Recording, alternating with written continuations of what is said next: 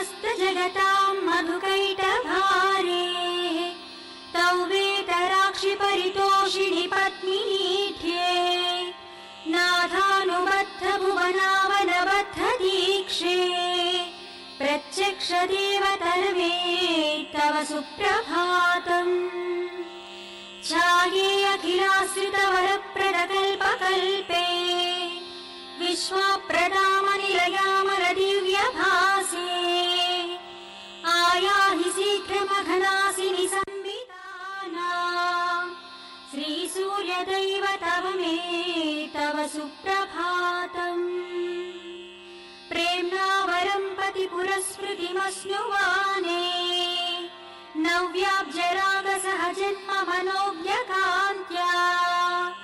शोभां विधायिनि उष्णे गगने पृथिव्या प्रत्यक्ष दैवतर्वे तव सुप्रभातम् कृष्णाग्रजेन जगति परिरक्षणार्थम् संस्थापितोऽत्र दिविषत्कणसेव्यदेशे छायाभिनीस सहचर्युषशयासनाथा श्रीहर्षवल्यधिपते तव सुप्रभातम्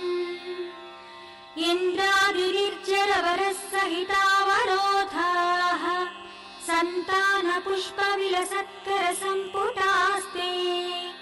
त्वद्धर्मणोत्सव कुतूहलचेतनश्च श्रीसूर्यदैवत विभो तव सुप्रभातम्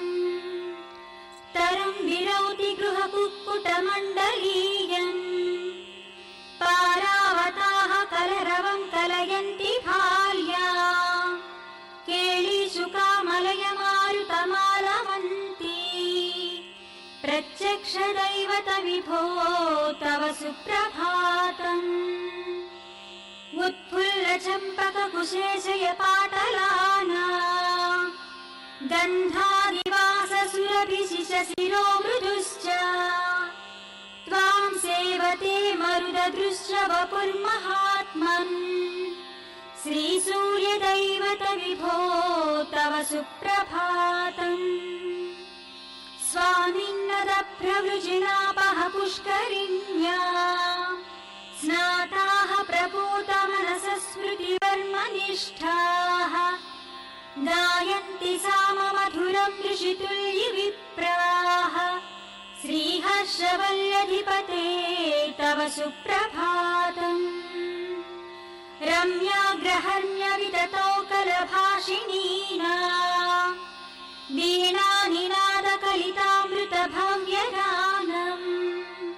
संश्रूयते भवदनन्तगुणानुबन्धी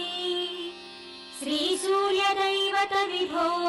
तव सुप्रभातम् गोपाङ्गनादधिविमन्थनमञ्जुघोषाः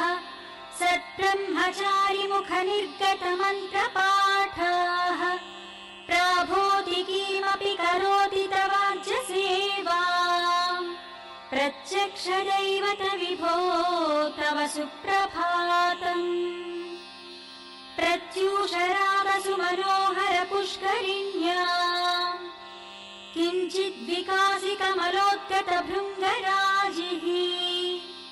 भीतान्धकारकणिकेव हठात् प्रयाति श्रीहर्षवल्यधिपते तव सुप्रभातम्